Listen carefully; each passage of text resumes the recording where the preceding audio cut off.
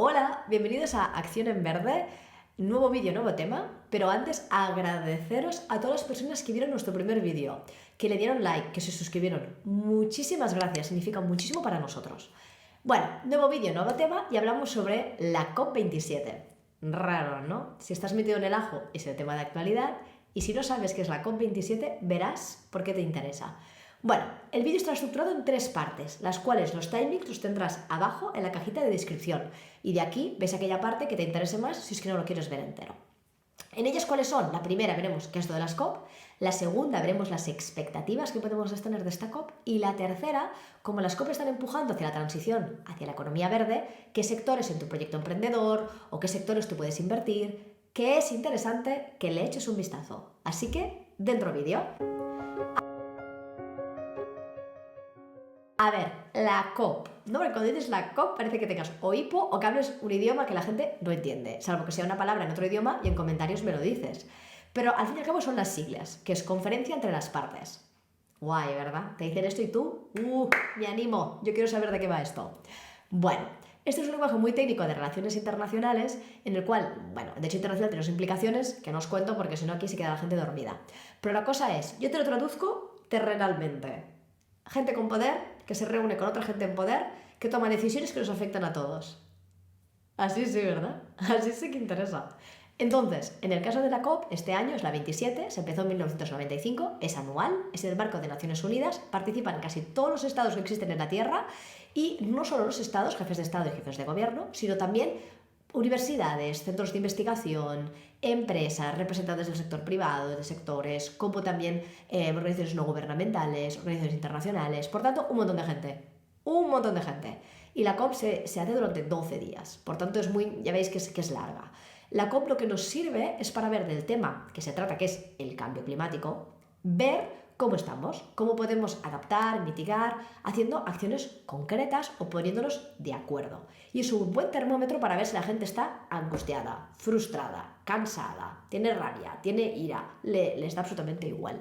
La cuestión, las COP lo que hacen es una presión hacia los jefes de Estado y jefes de gobierno para que actúen. Es un mecanismo de presión y un mecanismo para obligarles, empujarles a colaborar. Esto en su mundo ideal.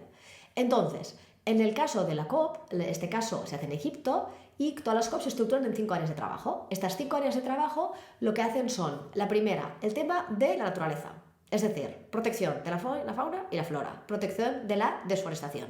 Sabemos que el 40% de las tierras está degradada, 40%, que el 70% de la causa de la desforestación viene de la agricultura. Y esto estamos hablando de nuestros pulmones verdes, y estamos hablando de la capacidad de absorción del CO2, como también el hábitat de muchas de las especies, por tanto de nuestra biodiversidad. Y nuestro desarrollo económico y social es completamente dependiente del estado de salud de estos espacios, de estos ecosistemas. Por tanto, es importante. La segunda sección de los alimentos, como el cambio climático lo pone todo patas para arriba, nos cambia la productividad de las tierras, nos cambia lo que podemos cultivar, nos afecta en cuanto a las plagas. Entonces, aquí lo que se dice es seguridad alimentaria, que al fin y al cabo podemos seguir comiendo. Y también la cuestión del agua. El cambio climático pues también cambia. En zonas pues hay más inundaciones de las que había, en otras deja de llover. Entonces, bueno, dicen, ¿cómo podemos asegurar si cada vez necesitamos agua? Porque el agua necesitamos para todo. Para la industria, para la agricultura, la necesitamos para la energía, la necesitamos para vivir. Entonces el agua, hay un montón de uso de agua. Y de aquí quiero asegurar de que no se acabe y que esté limpia.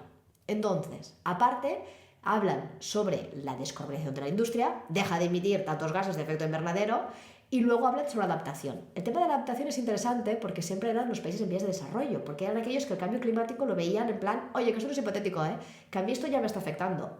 Y los países en desarrollo lo sabían, son conscientes, pero ahora por primera vez han tenido un impacto económico. Por tanto, veremos si este punto será más interesante.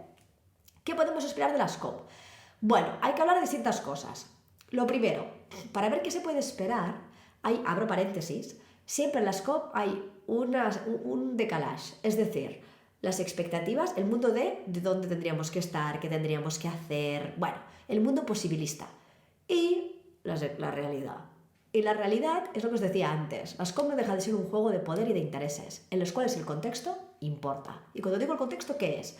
Ahora tenemos un conflicto bélico entre Ucrania y Rusia, de los cuales la posibilidad de escalar el conflicto a que sea un conflicto global, es decir, que participan los países que forman parte de la OTAN y entre ellos Estados Unidos, cada vez va subiendo la posibilidad. Por tanto, allí en las COP están. Y de aquí diremos, a ver, los países que más contaminan son, a día de hoy, Estados Unidos y China, los cuales en la anterior acordaron que colaborarían. Pero ahora, con este conflicto abierto, veremos si pues, están más distantes que nunca, si lo congelan, si siguen colaborando, veremos. Interesante saberlo. Lo mismo que también las condiciones económicas. El aumento de los tipos de interés afecta a todas aquellas personas que tengan deudas. Y estas personas son estados, empresas, hogares. Por tanto, money, ahora mismo mal vamos. Y como las condiciones no son buenas, aparte de que aumenta la inflación, esto significa que todos los temas que tengan que ver con dinero pueden tener un impacto negativo en ellas. Acordaros, financiación. Y evidentemente tenemos lo que se acordó en la anterior. En la anterior la gente dijo pues, que fue de mínimos, que fue decepcionante. Al fin y al cabo fue la primera vez que dijeron, oye, el uso de las energías fósiles está nutriendo el cambio climático y tenemos que reducirlas de forma gradual. Y tenemos que mantener que la Tierra no aumente más de 1,5, pero sobre todo que no aumente más de 2. Pero intentemos el 1,5. Y además se dijo, como sabemos que esto es un problema que se ha causado por la revolución industrial y sabemos que los países desarrollados han sido mayormente los causantes de este problema, acordamos en dar 100.000 millones de dólares anuales para que podamos hacer esta adaptación y mitigación del cambio climático, porque para esta transición hacia una economía verde se necesita mucho dinero. Por tanto, todo lo que habéis visto en el último año sobre finanzas sostenibles, criterios ESG, que se hablan de los bonos verdes, todo esto se basa en esto, mover el capital, mover el dinero hacia apoyar esta transición. Bueno, ¿y qué ha pasado? Bueno, os lo podéis imaginar, ¿no? O sea, lo primero, lo del 1,5 grados, cuando ya se firmó, se sabía que en las condiciones actuales y con la voluntad actual. Y los que sabemos un poco más, es como ver una película de terror en cámara lenta. Y la sensación es horrible, no os la recomiendo. Y ahora el debate es sobre, ponemos el foco en algo que sabemos que es dentro del peor escenario el mejor, pero sabemos que no lo vamos a cumplir con la voluntad y las condiciones actuales, o nos focalizamos en un esfuerzo que realmente sea plausible, sea real. Y las condiciones no son neutras el resultado de las mismas, porque ir aumentando la temperatura tiene condiciones que no voy a hablar aquí, son desastrosas. Por tanto, aceptar 1,5 o 2 o 2,3 o 2,4 os aseguro que no es neutro. Pero es un tema, en plan, ¿hacemos lo posible o seguimos trabajando en algo que no estamos cumpliendo? Recordemos que las emisiones para 2030 no es que se reduzcan, es que aumentan. Entonces, es un tema que a tratar. Lo segundo es el tema de la financiación. Se ha conseguido un 80%. Por tanto, los países en desarrollo, el hecho de que esté en Egipto no es neutro, te dicen, oye, si acordamos esta cantidad, cúmplela. Si no, pues esto tiene muy poca credibilidad. Y además, es el hecho, evidentemente, de dónde pondremos más el esfuerzo, si en mitigación o en adaptación. ¿Qué es lo que se espera de estas expectativas en esta COP?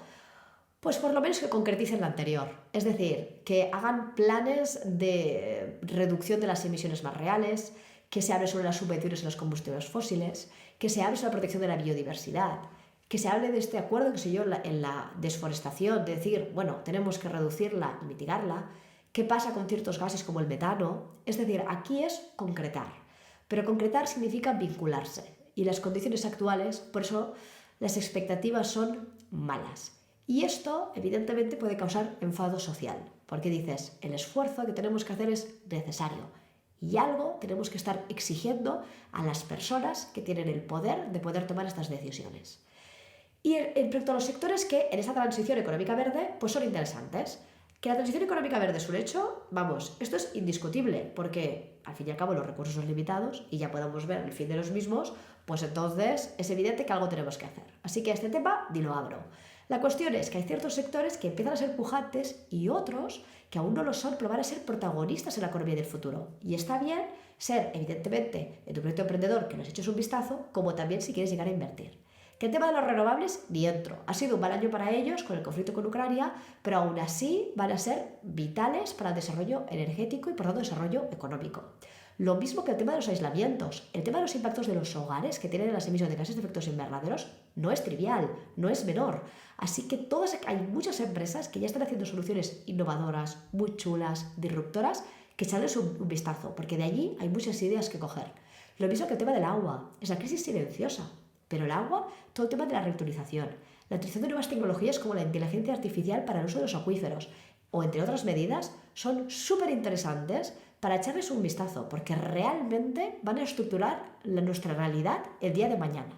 Lo mismo que el tema de la movilidad eléctrica. La movilidad es responsable del más del 20% de las emisiones. Así que es evidente que haber una movilidad que sea de origen de energías renovables. Mirar el tema de las baterías, el tema de los softwares. Aquí es interesantísimo las respuestas e innovaciones que están habiendo en este ámbito. Y en el tema de la economía circular, aquello que parecía casi una utopía está en un estado muy primitivo, pero todas aquellas ideas o aquellas empresas actuales que ya están en el tema de las nuevas tecnologías, pero también en el tema de la reparación, reutilización, es la base de la economía circular y por tanto es interesante echarnos un vistazo. Cualquier tipo de comentario os invito a hacerlo, os pregunto qué os ha parecido este vídeo y dale like y suscríbete si te interesa el canal. Gracias, hasta el siguiente.